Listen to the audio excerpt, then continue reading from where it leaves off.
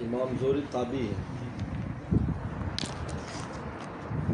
بہت بڑے محدث ہیں جن نے فن حدیث مدون کیا ہے۔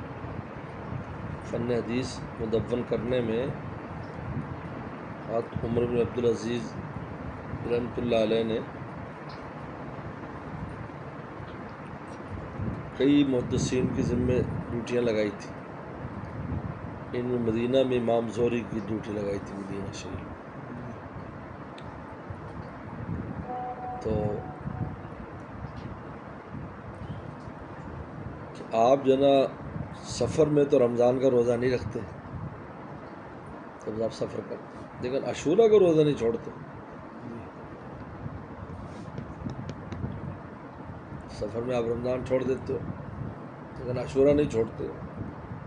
تو فرمایا کہ رمضان کے بعد قرآن نے کہا ہے فعدۃ من ایام اخر، اگر نہ رکھ سکو تو اور دنوں میں قضا کر لینا، لیکن عاشورہ کی قضا نہیں ہے۔ عاشورہ فوت ہو گیا تو رہ گیا، اس لیے میں اس موقع کو جانے نہیں دیتا کہ میں عاشورہ کا روزہ رکھتا ہوں۔ اور روزہ رکھنے کے بارے میں سید انور شاہ صاحب کشمیر رحمۃ اللہ علیہ فرماتے ہیں کہ نیچے یہاں سیدھی ایسے سیدھا کر دو اس کو، بس چھوڑ دو یہاں پر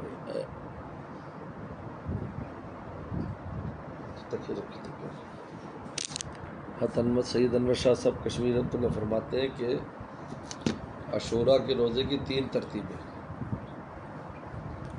پہلی ترتیب یہ ہے کہ 9، 10، 11 3 روزے رکھے، کیونکہ رسول اللہ نے ارشاد فرمایا کہ اگر اگلے سال میں زندہ رہا تو میں اس کے ساتھ 9 کا روزہ بھی رکھوں گا، اور بعض روایت میں تو 11 کا رکھوں گا۔ لہٰذا دونوں حدیثوں پر عمل کر لیں، 9، 10، 11 یہ تو سب سے اعلیٰ ہے۔ اس کے بعد درجہ ہے کہ 9 اور 10 کا روزہ رکھے، یا 10 اور 11 کا 2 روزے رکھے۔ اس کے بعد آخری درجہ یہ ہے کہ صرف عاشورہ کا رکھ لیں، وہ بھی اجازت ہے، کیونکہ رسول اللہ نے تو عاشورہ کا ہی رکھا ہے، لیکن آپ نے تمنا کا اظہار فرمایا کہ اگر اگلے سال میں زندہ رہا، کیونکہ یہودی 10 کا روزہ رکھتے ہیں، فرمایا یہود کی مخالفت کرو، اگر 9 کا ساتھ ملا لو یا 11 کا، تو دونوں حدیثوں پر عمل کرنا ہو تو 9، 10، 11، اور ایک تمنا پر عمل کرنا ہے تو 9، 10 رکھ لو یا 10، 11، اور وسلم کا جو اپنا عمل ہے اس میں 10 کا ہے تو 10 بھی رکھ سکتے ہیں، اللہ کوئی ممانعت نہیں ہے، صرف 10 کا روزہ رکھ لیں۔ 1 سال کے پچھلے گناہوں کا کفارہ ہوتا ہے، 1 سال کے پچھلے گناہوں کا کفارہ یہ روزہ ہے۔ پہلے یہ فرض تھا، اس طرح رمضان فرض، اس طرح یہ فرض تھا، لیکن جب رمضان کے روزے آئے من شہد منکم الشہر فلیصمہ، تو پھر اس کے بعد اس کی فرضیت ختم ہو گئی، تو پھر استحباب اور سنت رہ گئی۔ لیکن وسلم ہمیشہ رکھتے تھے عاشورہ کا روزہ، کیونکہ 10 الحرام بہت فضیلت کا دن ہے۔ آدم صلی اللہ علیہ وسلم کی پیدائش اس دن میں ہے، جنت میں اس دن میں داخل کیا، نکالے گئے اس دن سے، ان کا نکالنا بھی نعمت ہے، نہ ہوتے تو ہم یہ دین اور یہ ساری چیزیں رہ جاتی، زمین پر وہی الہی نہ آتی، اللہ کا کلام نہ آتا ہو، یہ نعمتیں دنیا اور آخرت کی مل رہی۔ کشتی نوح جو ہے وہ بھی اسی دن انہوں نے نجات پائی، یوسف السلام کی رہائی بھی اسی دن ہوئی۔ ہاں جی، تو بہت یعنی پہلے سے فضیلت والا 10 عاشورہ ہے، اور فرعون سے نجات بھی موسیٰ السلام کو اور ان کی قوم کو اسی دن میں ملی، اس لیے یہودی رکھتے شکرانے میں۔ آپ نے فرمایا کہ ہم زیادہ حقدار ہیں موسیٰ السلام کے شکرانے کے۔ آپ نے 10 کا روزہ پھرا کے یہ تمنا فرمائی آپ نے۔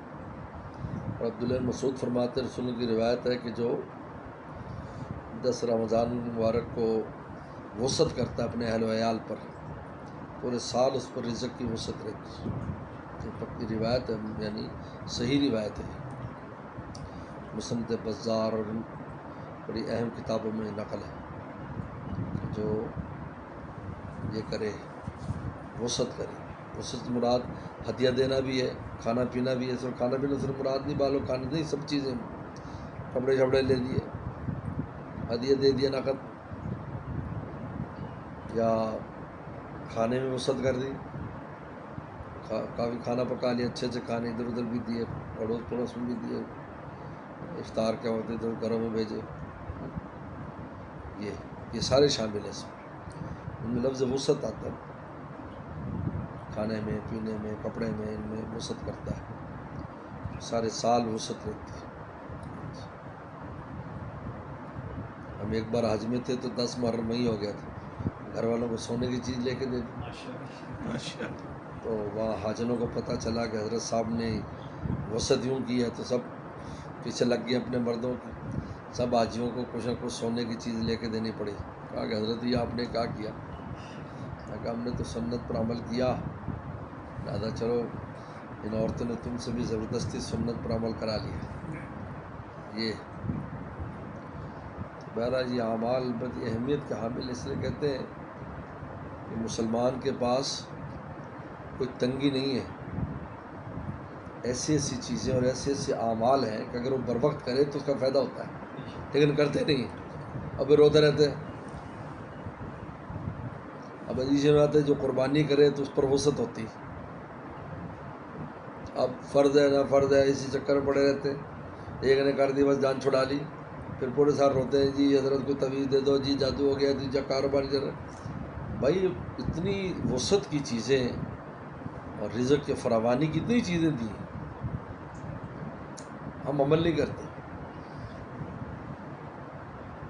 کون سی ایسی چیز ہے ہماری جسمانی، روحانی، بال بچے، قوم قبیلہ، اس کی حفاظت، ترقی کے لیے اعمال نہ ہوں؟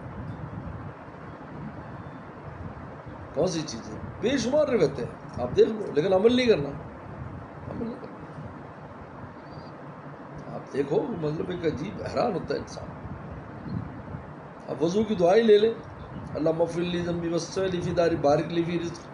وضو کے دوران دعا پڑھتا ہے، گھر بھی وسیع ملے گا، اس کا وسیع ہوگا، گناہ معاف ہوں گے، اور اس کے ساتھ رزق روٹی ملے گی. لیکن نہیں پڑھنی، نہیں یاد بھی نہیں کرنا، روتے رہنا ہے، حکومت کو برا بھلا کہتے رہنا ہے، ان کو کہتے رہنا ہے، اپنا خود کچھ نہیں کرنا. مومن کے پاس اتنے ادارے، دوسرے لوگ تو ان کے پاس تو ان کو تو ہوا بھی نہیں لگی. ہمارے پاس اتنی چیزیں، آیت الکرسی پڑھ لی، ہر طرح کی حفاظت ہے، لیکن نہیں پڑھنی، کام نہیں کرنا. فجر کی سنتیں گھر سے پڑھ کر جو مسجد جاتا ہے، 100 روپے میں اس کے رزق میں وسعت ہو جاتی ہے، لیکن نہیں کرنا. نماز ہی نہیں پڑھنی، فجر تو دور کی بات، سنتیں نہیں پڑھنی، مسجد میں پڑھنی، گھر نہیں پڑھنی. تو اس لیے مومن کو ہر چیز کے لیے بے شمار چیزیں ہمارے پاس ہیں، لیکن ہم استعمال نہیں کرتے. نہ یقین ہے نہ استعمال کرتے ہیں، یقین بھی ڈھیلا ڈالا ہے. اس وجہ سے ایسی کوئی تنگی تکلیف مومن کو نہیں ہے. تنگی یہ ہے کہ ہم عمل نہیں کرتے، ورنہ پیغمبر صلی اللہ علیہ وسلم نے ہر موقع کے لیے بات فرمائی ہے کہ آپ وہ عمل کرو تمہیں یہ ملے گا، عمل کرو یہ ملے گا.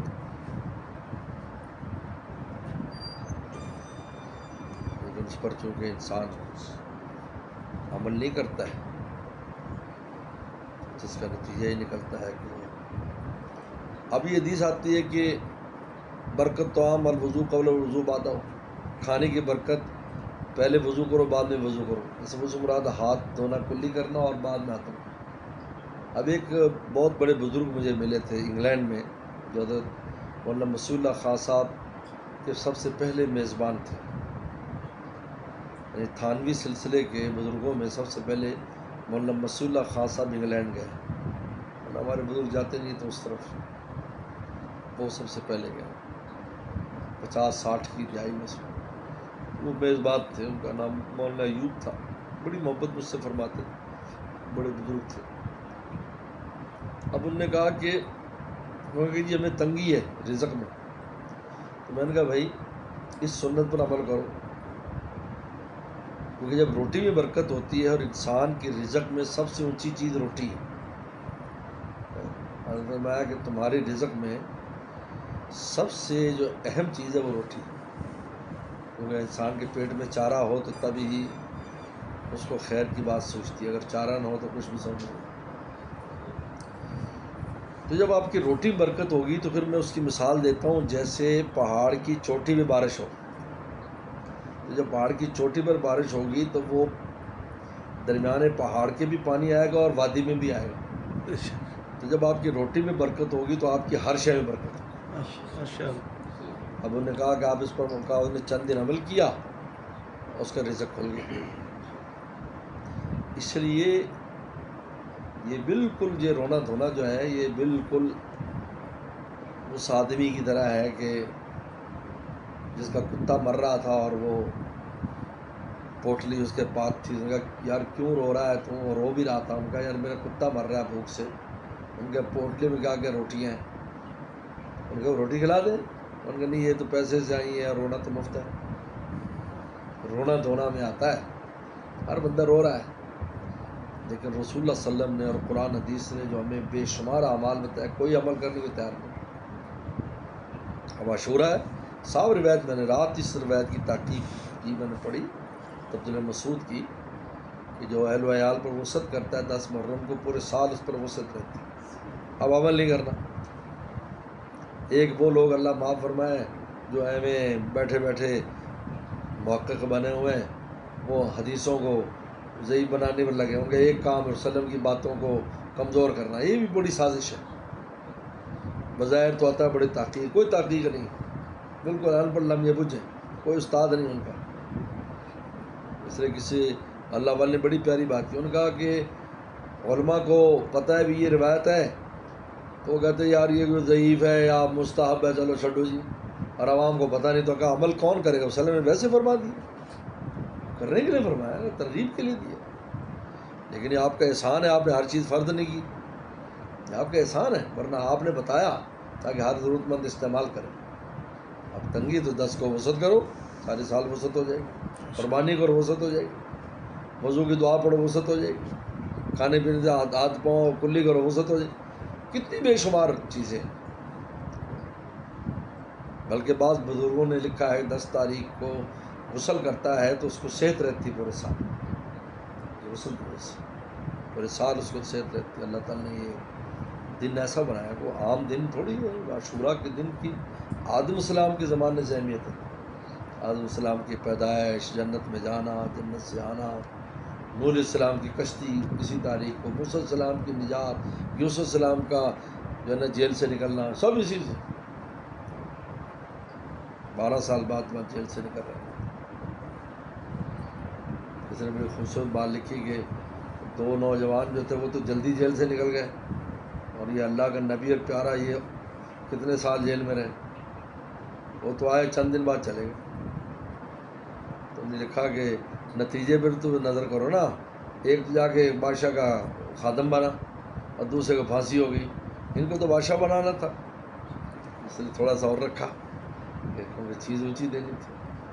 اس لیے کہتے ہیں اونچی چیز دینی ہو اللہ نے تو کچھ تھوڑا صبر بھی کراتے ہیں، اگر اونچی چیز لینی ہے تو صبر سے کام لو، پھر تم اونچی چیز ملے گی، ورنہ تو پھر دنیا میں بھی جو چیز جلدی پیدا ہوتی جلدی ختم، کھیتی مہینے میں پیدا ہو جاتی ہے، اگلے مہینے ختم، اور درخت کتنا ٹائم لیتا ہے لیکن 100 سال تک زندہ رہتا ہے۔ بلکہ پرسوں تصویر آئی تو اس درخت کی جس کے نیچے نانوتا میں وہ جس کے نیچے سید احمد شہید رحمۃ اللہ علیہ نے بھی بیعت لی تھی، حضرت حاجی امداد اللہ مہاجر مکی رحمۃ اللہ علیہ بھی وہاں مشورے کرتے تھے، حضرت نانوتوی، حضرت گنگوئی، وہ درخت اب تک موجود ہے نانوتا میں۔ اس لیے مسلمان کا لاش نہیں ہے، لیکن مسلمان نے عمل نہیں کرنا۔ بھائی تم آیت الکرسی پڑھو، تم گھر سے باہر نکلتے ہو، گھر پہ سامان پر حدیث شریف میں آتا ہے کہ کوئی انسان جن قریب نہیں آ سکتا، لیکن کرنا نہیں ہے۔ بڑی اہمیت ہے بہرحال۔